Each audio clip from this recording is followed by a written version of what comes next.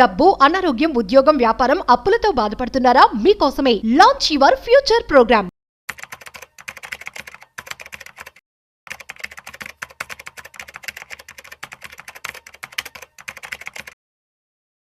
Suman TV ప్రేక్షకులకు స్వాగతం. నేను డాక్టర్ అనిల్ కుమార్ వచ్చు, సర్టిఫైడ్ ఫైనాన్షియల్ ప్లానర్. సో ప్రతి ఒక్కరికి కూడా ఇన్వెస్ట్ చేయాలని ఉంటుంది. డబ్బులు ఇన్వెస్ట్ చేసి వాళ్ళు సంపాదించిన డబ్బుల్ని కొంచెం గ్రో చేయాలని ఉంటుందన్నమాట. సో అలాంటప్పుడు ఏంటంటే అందరికీ నాలెడ్జ్ ఉండకపోవచ్చు, టైం ఉండకపోవచ్చు. అలాంటి కేసులో ఏంటంటే మ్యూచువల్ ఫండ్స్ వచ్చేసి ఒక ప్రొఫెషనల్ ఫండ్ మేనేజర్ ఇన్వెస్ట్ చేస్తారు.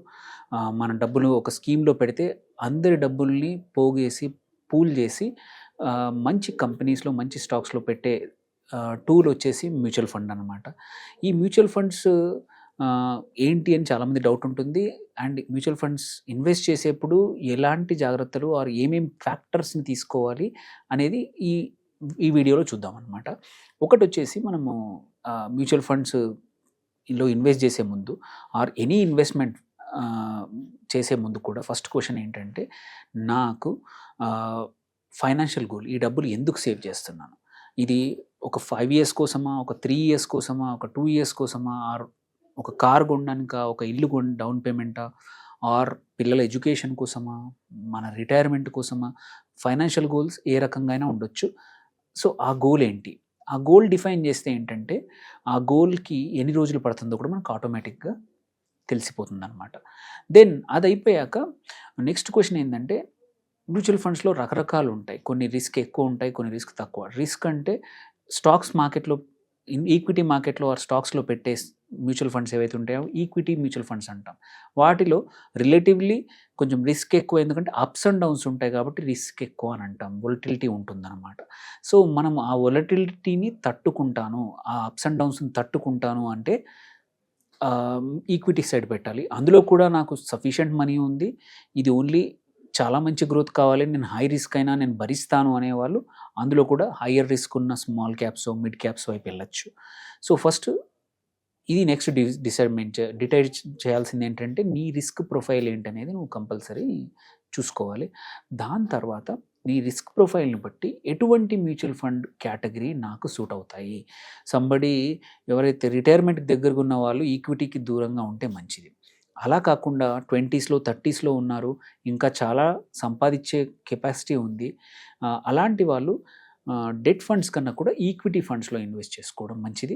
అందులో కూడా కొంచెం హయ్యర్ రిస్క్ ఉన్నది, ఎందుకంటే నీకు ఇంకా పొటెన్షియల్ కేపబిలిటీ, అర్నింగ్ కేపబిలిటీ ఉంది. అండ్ ఈ డబ్బులు ఏవైతే ఉన్నాయో నువ్వు లాంగ్ టర్మ్ కోసం సేవ్ చేస్తున్నావు కాబట్టి నువ్వు రిస్క్ తీసుకున్నా పర్లేదన్నమాట. సో దాన్ని బట్టి మన కేటగిరీ చూశాక ఆ కేటగిరీలో మంచి కన్సిస్టెంట్గా ఏ ఫండ్ మంచిగా పర్ఫామ్ చేస్తుంది. డోంట్ గో బై ఏమంటారు రీసెంట్గా ఏ ఫండ్ బాగా పర్ఫామ్ చేసింది, ఓన్లీ పాస్ట్ పర్ఫార్మెన్స్ ఒకటే కాదు, పాస్ట్ పర్ఫార్మెన్స్ కన్సిస్టెంట్లీ ఎలా ఉంది, ఒక ఫండ్ కంటిన్యూస్గా బాగా పర్ఫామ్ చేస్తుందా అనేది నెక్స్ట్ క్వశ్చన్ అనమాట. ఇది అయ్యాక ఆ ఫండ్ మేనేజర్ ఎవరు అండ్ పోర్ట్ఫోలియో ఏంటి, ఈ రెండు చాలా ఇంపార్టెంట్. ఆ ఫండ్ మేనేజర్ ట్రాక్ రికార్డ్ ఏందో తెలుస్తుంది, చాలా వెబ్సైట్స్ ఉన్నాయి డేటా ఇవ్వడానికి. అట్లాగే ఏ ఫండ్ అయినా సరే, ఏ స్కీమ్ అయినా సరే మ్యూచువల్ ఫండ్ది కంపల్సరీ మనం పోర్ట్ఫోలియో చూడవచ్చు, ఎట్లాంటి కంపెనీస్లో ఆ ఫండ్ ఇన్వెస్ట్ చేస్తుంది. దాన్ని బట్టి కూడా ఆ ఫండ్ పర్ఫార్మెన్స్ ఎలా ఉండొచ్చు, ఆ ఫండ్ థీమ్ ఏంటి, ఆ ఫండ్ మేనేజర్ యొక్క ఆలోచన ఏంటి, ఇన్వెస్ట్మెంట్ ఎలా గ్రో అవుతుంది అనేది మనకు ఐడియా వస్తుందన్నమాట. దాని తర్వాత ఇది చూసుకున్నాక ఒకటి కామన్గా ఏంటంటే చాలామంది చూసేది ఎక్స్పెన్స్ రేషియో చూస్తాము. జనరల్గా మనకు ఒక 2-3 షార్ట్ లిస్ట్ చేసుకున్నాము, అందులో ఇవన్నీ పారామీటర్స్ తీసుకొని ఆ పారామీటర్స్ అన్ని షార్ట్ లిస్ట్ చేసుకున్నాక కూడా 2-3 చాయిస్ ఉంటే అందులో ఏది లోయర్ ఎక్స్పెన్స్ రేషియో ఉంటే అది జనరల్లీ మంచిది. ఎక్స్పెన్స్ రేషియో తక్కువ ఉన్న ఫండ్స్ మంచివని డిసైడ్ చేయలేము, కాకపోతే ఏంటంటే ఆటోమేటికలీ కొంచెం తక్కువ ఖర్చు కాబట్టి రిటర్న్స్ ఎక్కువ ఉండే అవకాశాలు ఉన్నాయి. దాంతోపాటు ఇది అయిపోయాక మనం చూడాల్సింది ఎగ్జిట్ లోడ్స్ కానీ లాకిన్ పీరియడ్స్ ఏవైనా ఉన్నాయా. యూజువలీ లాకిన్ పీరియడ్స్కి క్లోజ్డ్ ఎండెడ్ ఫండ్స్ కానీ ఈఎల్ఎస్ఎస్ ఫండ్స్కి మాత్రమే లాకిన్ పీరియడ్స్ ఉంటాయి. వేరేజ్ ఎగ్జిట్ లోడ్ మాత్రం చాలా వాటికి ఉంటాయి, చాలా కేటగిరీ మ్యూచువల్ ఫండ్స్కి ఉంటాయి. అప్ టు 1% వితిన్ 1 ఇయర్ అని ఉంటుంది, కొన్ని ఫండ్స్కి ఓన్లీ 3 months ఉంటుంది, కొన్ని మంత్స్కి 6 months ఉంటుంది. సో మనం చేసే కేటగిరీలో ఎగ్జిట్ లోడ్ ఉందా, ఉంటే ఎన్ని రోజులు, అది కూడా ఒకటి తెలుసుకోవాలి. ఇఫ్ నీ డబ్బులకు షార్ట్ టర్మ్కి ఉందనుకోండి, మీకు ఓన్లీ 6 నెలల్లో డబ్బులు అవసరం ఉన్నాయి. సో మీరు అనవసరంగా ఒక 1% పొడగొట్టుకుంటారు. ఏదైనా డెట్ ఫండ్‌లో కూడా కొన్నిట్లలో ఎగ్జిట్‌లో టైం ఉంటుంది. దాని తర్వాత మనం చూసుకుంటే ట్యాక్స్ ఇంప్లికేషన్స్ ఎలా ఉన్నాయి? మీరు లాంగ్ టర్మ్ కోసం చేస్తున్నారా ఇన్వెస్ట్, లేదంటే షార్ట్ టర్మ్ కోసం చేస్తున్నారా? దాన్ని బట్టి నీ ట్యాక్స్ ఇంప్లికేషన్స్ ఏముంటాయి నీ ఫండ్ పర్ఫామ్ చేసినప్పుడు. తర్వాత ఇంకొకటి ఆబ్వియస్లీ ఏంటంటే, ఒక mutual fund house consistently perform చేస్తుందా లేదా, అన్ని సైకిల్స్లో వాటి ఫండ్స్ బాగా పర్ఫామ్ చేస్తుందా లేదా, ఎటువంటి ఇబ్బందులు, ఎటువంటి రాంగ్ వాటికి న్యూస్లో లేకపోవడం అనేది వెరీ ఇంపార్టెంట్. ఇవి చూసుకుంటే దీని తర్వాత వన్స్ ఇవన్నీ ఫిల్టర్ అయిపోయాక మనకు 1-2 ఫండ్స్ వస్తాయి. ఆ ఫండ్స్లో మనం ఎంత ఇన్వెస్ట్ చేయగలుగుతామో, ఎటువంటి మోడ్, మనం ప్రతి మంత్ కొంచెం చేయాలనుకుంటే ఎస్ఐపి మోడ్లో, లేదు నా దగ్గర ఉన్నప్పుడే ఇన్వెస్ట్ చేస్తాను అంటే లంసమ్ మోడ్లో ఇన్వెస్ట్ చేసుకొని ఒక పోర్ట్ఫోలియో బిల్డ్ చేసుకొని కన్సిస్టెంట్గా సేవింగ్ చేసి మ్యూచువల్ ఫండ్స్ ద్వారా మంచి రిటర్న్స్ వస్తాయన్నమాట. సో ఈ ఫ్యాక్టర్స్ ఏవైతే ఉన్నాయో ఇవన్నిటినీ కూడా మీరు సొంతంగా అనలైజ్ చేసుకోవచ్చు, మీకు కొంచెం నాలెడ్జ్ ఉంటే.